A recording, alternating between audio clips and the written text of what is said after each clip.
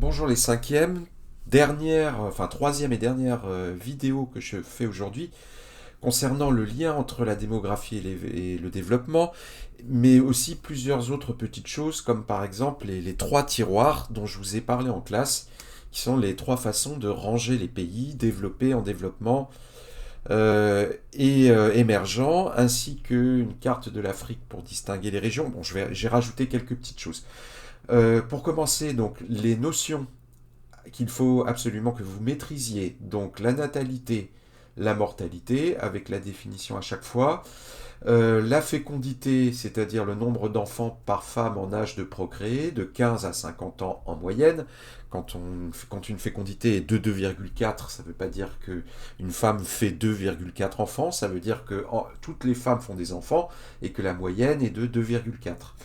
L'espérance de vie, dont je ne crois pas avoir parlé, c'est le nombre d'années que l'on peut espérer vivre à un moment T, c'est-à-dire à un moment précis, en moyenne dans un pays. Je vais vous montrer après avec les chiffres de la France.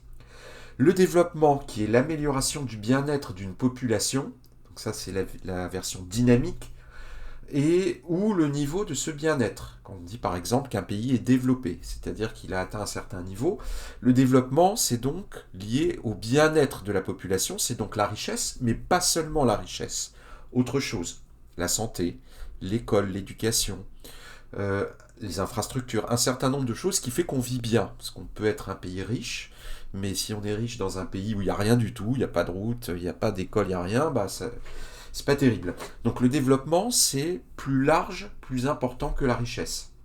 Et enfin l'IDH qui permet justement de mesurer ce niveau de développement qui est un chiffre de 0 à 1 qui mesure le niveau donc de développement selon trois critères.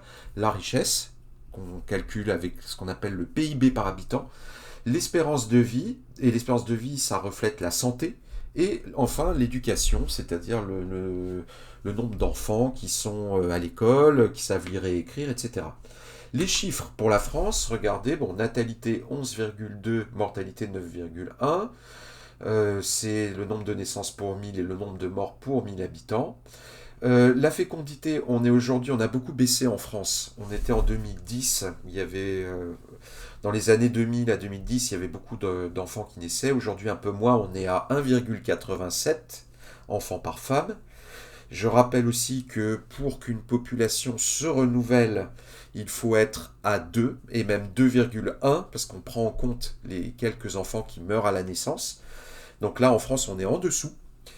L'espérance de vie pour les hommes, elle est de 79 ans. Aujourd'hui, maintenant, pour les femmes, elle est de 85 ans. Donc l'espérance de vie des femmes est toujours un petit peu plus élevée que celle des hommes. Les femmes vivent un petit peu plus longtemps que les hommes. Donc aujourd'hui, en moyenne, un enfant qui naît maintenant peut espérer vivre 79 ans si c'est un garçon, 85 ans si c'est une femme. Mais bien sûr, ça peut augmenter par la suite. En tout cas, aujourd'hui, c'est comme ça. Le développement, bon, pas de chiffres. Et l'IDH de la France, il est de 0,901. On est au 25e ou au 26e rang mondial. Si on compare avec les chiffres de l'Inde, en Inde, plus de naissances, un peu moins de morts, parce que la population, il y a un petit peu moins de personnes âgées pour 1000 habitants en Inde qu'en France, donc c'est normal que la mortalité soit plus basse. La fécondité supérieure à celle de la France, l'espérance de vie inférieure, 70 ans, 72 ans, à celle de la France, même très inférieure, et l'IDH également très inférieur à celui de la France, 0,645. D'accord. Donc les chiffres, voilà des chiffres de la richesse, du développement et de la démographie. Alors, quel est le lien entre démographie et développement? Bah regardez, je vous ai mis ici pour illustrer des paysannes indiennes en Inde, mais en fait j'aurais pu prendre l'exemple d'un pays africain, d'un pays subsaharien, d'un pays en développement africain, mais là j'ai pris l'exemple de l'Inde, peu importe. Dans les milieux ruraux, c'est-à-dire à la campagne, les enfants sont la principale richesse, car l'État ne donne pas de retraite quand les parents sont trop âgés pour travailler. Donc encore des millions et des millions de paysans indiens pauvres dans les campagnes, ils vivent dans les campagnes et puis ils travaillent, parfois ils mangent ce qu'ils cultivent eux-mêmes, c'est l'agriculture vivrière. Parfois, ils vendent les produits de leur récolte, c'est l'agriculture commerciale, mais ils sont de toute façon plutôt pauvres. Et arrivés à l'âge à 60 ans, 65 ans, 70 ans, ils n'ont plus la force pour travailler. Donc ils doivent s'arrêter. Et l'État ne leur donne pas d'argent. Il n'y a pas, comme en France, comme en Europe, comme en Amérique du Nord, des retraites. Par conséquent, ils ont besoin d'enfants qui auront grandi et qui vont les aider à la ferme. Et ils ont besoin en particulier d'ailleurs de garçons.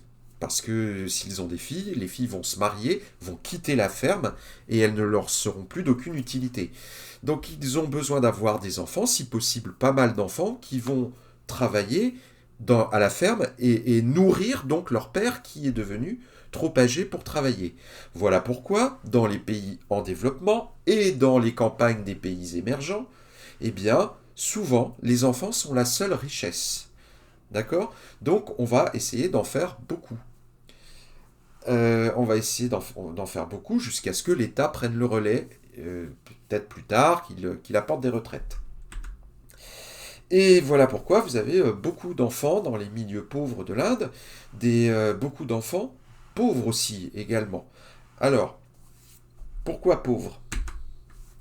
Pour chaque enfant qui naît, pensez à ça. Pour chaque enfant qui naît, qu'est-ce que vous avez, vous, aujourd'hui en France, que n'ont pas tous ces enfants des milieux ruraux, campagne, des pays en développement et des pays émergents? Qu'est-ce que vous avez et enfin que nous avons et qu'est-ce que eux n'ont pas? Pour un enfant qui naît, il faut des vaccins, des médicaments. Il faut aussi des écoles. On avait vu que s'il y a plus d'enfants, s'il y a une explosion démographique comme par exemple au Nigeria, il faut construire des écoles. On ne va pas laisser les enfants, si possible, sans éducation. Mais il faut aussi des infrastructures. Les infrastructures, c'est tout ce que vous avez chez vous, du gaz, de l'électricité, de l'eau courante. Donc pensez à votre vie. Vous vous réveillez le matin, vous ouvrez le robinet, vous avez de l'eau. De l'eau qui est potable en plus, que vous pouvez boire. Vous avez du gaz ou de l'électricité qui vous permettent l'hiver de vous chauffer, qui fait que vous avez chaud chez vous. Vous avez l'électricité toujours en continu qui vous permet d'avoir la télé, de recharger vos téléphones, de faire fonctionner tous les appareils de la maison. Vous avez Internet. Vous avez, quand vous jetez quelque chose à la poubelle, j'espère, vous avez le ramassage des déchets qui fait que ces déchets sont traités. Ils ne vont pas finir en bas de chez vous par terre, etc., etc. Donc tout ce que vous avez chez vous, comme facilité, comme commodité, on appelle ça les infrastructures. Et ces infrastructures ne sont pas toujours présentes, et même pas tellement présentes dans les pays pauvres et dans les campagnes des pays émergents. Mais quand vous allez grandir, il faut aussi des universités, il faut aussi des emplois, il faudra aussi vous loger, etc., etc. Il faut, à partir du moment où vous naissez, une nourriture variée et suffisante. Donc, vous voyez que si le nombre d'enfants augmente dans un pays, si on n'a pas derrière toutes les infrastructures, les écoles, les universités, la nourriture, etc., ça va poser un problème. Donc, conséquence, s'il y a trop d'enfants et que le pays est pauvre ou trop peu développé, alors le développement est freiné. Donc, est-ce que c'est bien d'avoir beaucoup d'enfants ou est-ce que c'est bien d'avoir peu d'enfants? Tout dépend. Dans un pays pauvre qui ne peut pas fournir tout ça, eh bien, c'est pas bien. Il n'est pas très bon d'avoir beaucoup d'enfants parce que ça va freiner le développement du pays. L'État ne va pas savoir comment faire pour fournir tout ça aux enfants, puis on va avoir des enfants qui vont finir très pauvres, comme ici, comme sur les photos que je vous ai montrées ici, ou dans la rue, beaucoup d'enfants en Inde qui sont encore des enfants mendiants qui mendient dans la rue. Bref, est-ce que c'est bien d'avoir beaucoup d'enfants ou peu d'enfants? Tout dépend des infrastructures dont l'on dispose et de niveau de développement du pays. A l'inverse, s'il n'y a pas assez d'enfants, le pays vieillit. C'est ce qui se passe en France, en Europe, en Amérique du Nord, au Japon. Le pays vieillit, c'est le vieillissement de la population. Et le nombre de personnes bientôt en âge de travailler pour payer les retraites, parce qu'on compte là-dessus, on compte sur vous, les enfants de 1 à 18 ans maintenant pour payer plus tard nos retraites, eh bien le nombre d'enfants en âge de travailler pour payer les retraites n'est pas suffisant. Voilà le problème des pays, un problème, un défi qu'on avait vu avec le tableau des pays développés. Les pays en développement, essentiellement les pays d'Afrique subsaharienne et d'Asie du Sud, font beaucoup d'enfants. Pourquoi? Parce que, je vous renvoie à mes 2 vidéos précédentes. Il y a le poids de l'habitude. Hein, on est encore peu avancé dans la transition démographique. Poids de l'habitude. Aussi parce que c'est la seule richesse dans les milieux ruraux les plus pauvres, comme je vous l'ai expliqué. Et parce que ces pays sont en retard, entre guillemets, dans leur transition démographique. Donc pour toutes ces raisons, un pays pauvre, peu développé, eh bien les habitants feront beaucoup d'enfants. A l'inverse, dans les pays développés, Amérique du Nord, Europe, Japon, Corée du Sud, Australie, on fait peu d'enfants, les populations sont vieillissantes, et alors qu'est-ce qu'on fait pour compenser le manque d'enfants? Regardez, hein, rappelez-vous l'indice de fécondité de la France, 1,8 quelque chose, ça ne suffit pas pour renouveler les générations. Eh bien, pour pas que la population diminue, on fait appel à ce qu'on appelle l'immigration. Qu'est-ce que l'immigration? L'immigration, c'est ça. C'est faire venir ou laisser entrer des personnes étrangères, en général jeunes, parce qu'on ne fait plus assez d'enfants et que on a peur que la population soit trop vieillissante et qu'il n'y ait plus assez d'argent pour payer les retraites et qu'on soit dans une situation difficile avec plus assez de personnes au travail. Alors c'est surtout le cas d'un pays comme l'Allemagne qui en 2015 a fait entrer 1 million de personnes qui fuyaient les guerres, la misère, qui venaient de Syrie, qui venaient d'Afrique subsaharienne, etc.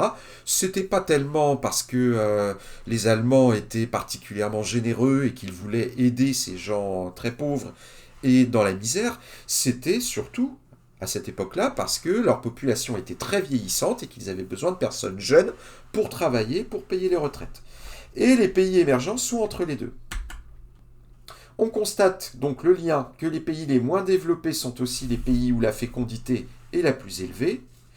A l'inverse, les pays développés sont les pays qui font le moins d'enfants. Et pour compenser, on fait venir des personnes étrangères. Ça s'appelle l'immigration. Les pays émergents sont entre les deux. Rappelez-vous de la carte qu'on avait faite en classe et je vous avais dit qu'on pouvait ranger tous les pays dans 3 tiroirs.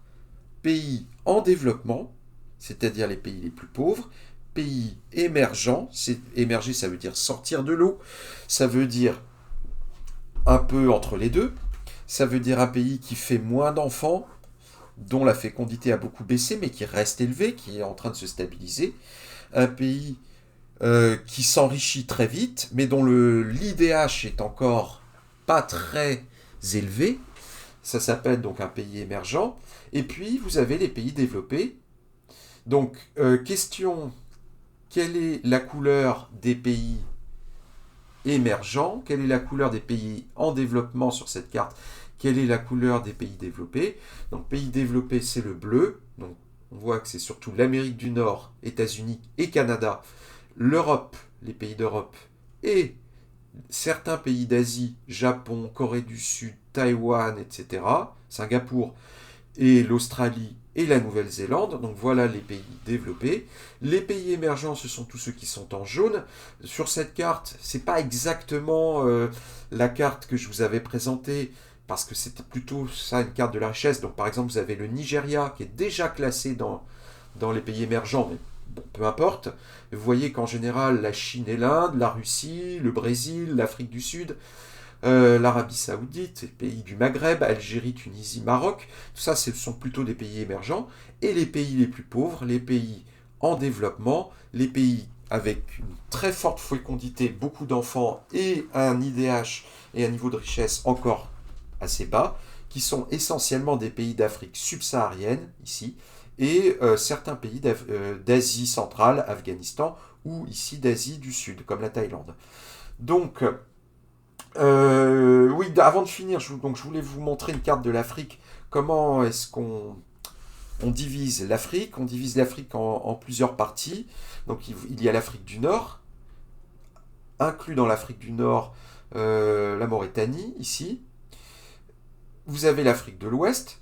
Je vous avais dit ici, le Nigeria, c'est un pays d'Afrique de l'Ouest. Vous avez l'Afrique centrale, l'Afrique centrale, l'Afrique de l'Est, et puis l'Afrique du Sud. Mais alors on ne dit pas Afrique du Sud, on dit Afrique australe. L'Afrique du Sud étant ici ce grand pays émergent qui s'appelle l'Afrique du Sud.